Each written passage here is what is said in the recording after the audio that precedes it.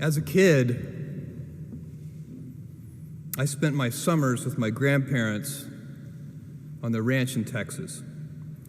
I helped fix windmills, vaccinate cattle, and do other chores. We also watched soap operas every afternoon, especially Days of Our Lives. My grandparents belonged to a caravan club, a group of Airstream trailer owners who traveled together around the US and Canada. And every few summers, we'd join the caravan. We'd hitch up the Airstream to my grandfather's car, and off we'd go,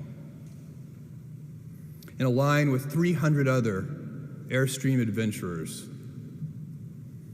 I loved and worshiped my grandparents, and I really looked forward to these trips.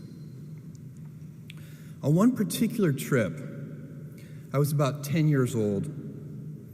I was rolling around in the big bench seat in the back of the car. My grandfather was driving, and my grandmother had the passenger seat. She smoked throughout these trips, and I hated the smell.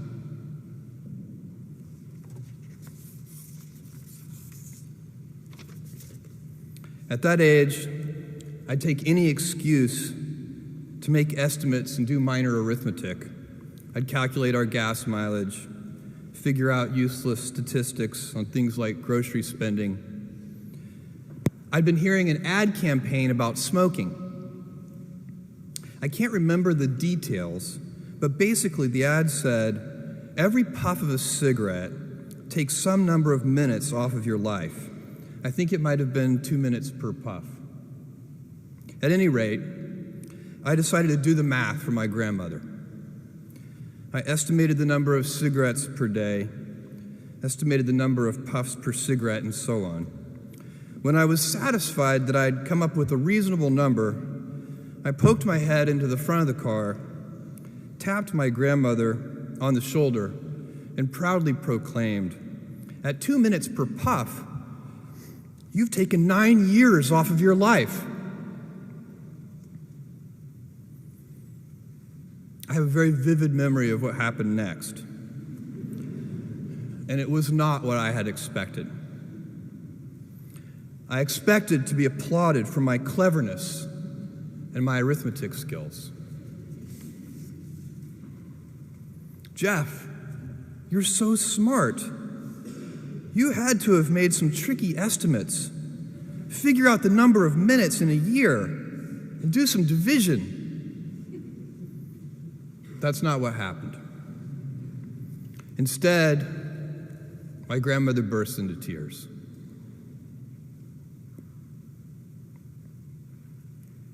I sat in the back seat, didn't know what to do, while my grandmother was crying.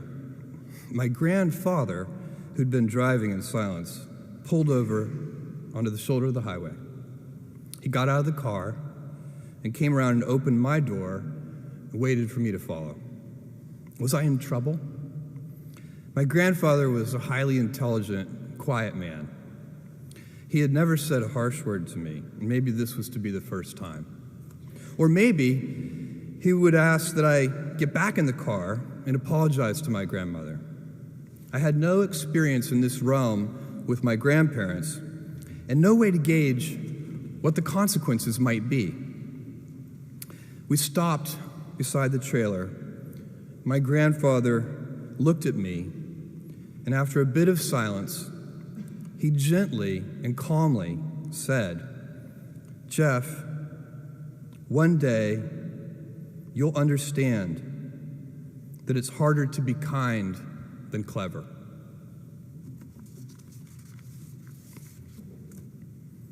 What I want to talk to you about today is the difference between gifts and choices. Cleverness is a gift. Kindness is a choice. Gifts are easy. They're given, after all. Choices can be hard. You can seduce yourself with your gifts if you're not careful, and if you do, it'll probably be to the detriment of your choices. This is a group with many gifts. I'm sure one of your gifts is the gift of a smart and capable brain. I'm confident that's the case because admission is competitive. And if there weren't some signs that you're clever, the dean of admissions wouldn't have let you in. Your smarts will come in handy because you will travel in a land of marvels. We humans, plodding as we are, will astonish ourselves. We'll invent ways to generate clean energy, and a lot of it. Atom by atom, we'll assemble small machines that can enter cell walls and make repairs. This month comes the extraordinary but inevitable news that we've synthesized life. In the coming years, we'll not only synthesize it, but engineer it to specifications. I believe you'll even see us understand the human brain. Jules Verne, Mark Twain, Galileo, Newton, all the curious from the ages would have wanted to be alive, most of all, right now. As a civilization, we will have so many gifts, just as you as individuals have so many individual gifts as you sit before me. How will you use these gifts? And will you take pride in your gifts or pride in your choices?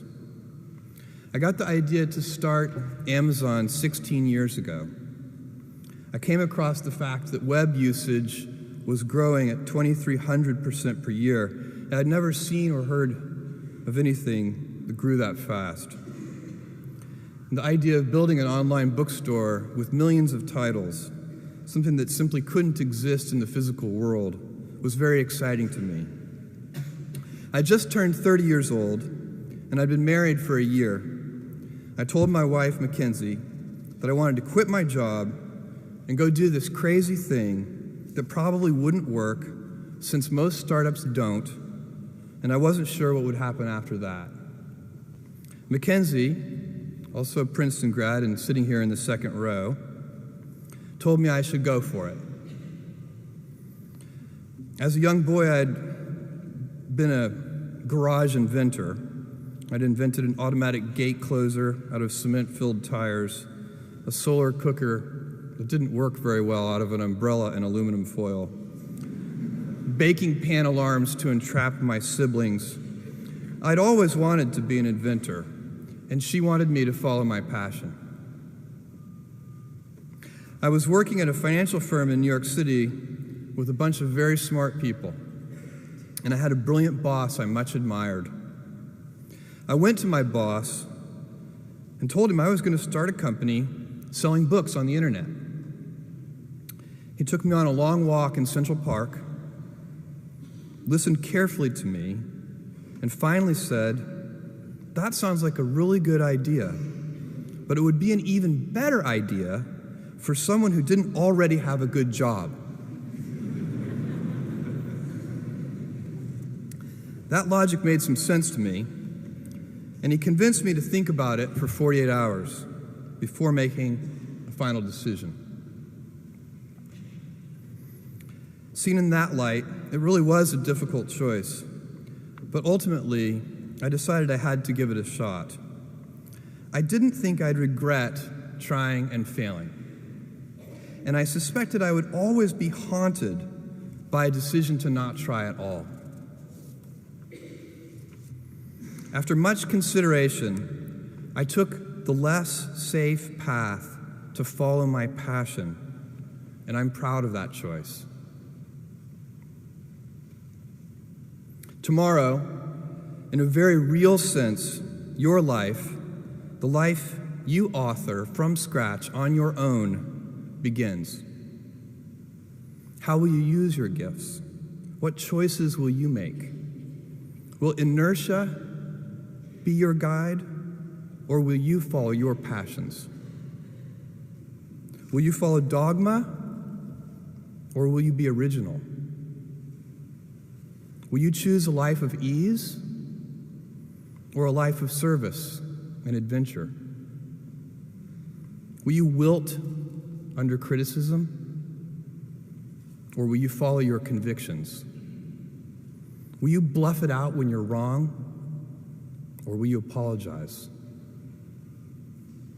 Will you guard your heart against rejection, or will you act when you fall in love? Will you play it safe, or will you be a little bit swashbuckling? When it's tough, will you give up, or will you be relentless? Will you be a cynic, or will you be a builder? Will you be clever at the expense of others, or will you be kind?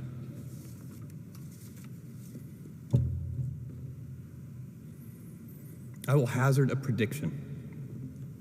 When you are 80 years old, and in a quiet moment of reflection, narrating for only yourself the most personal version of your life story, the telling that will be most compact and meaningful will be the series of choices you have made. In the end, we are our choices. Build yourself a great story. Thank you, and good luck.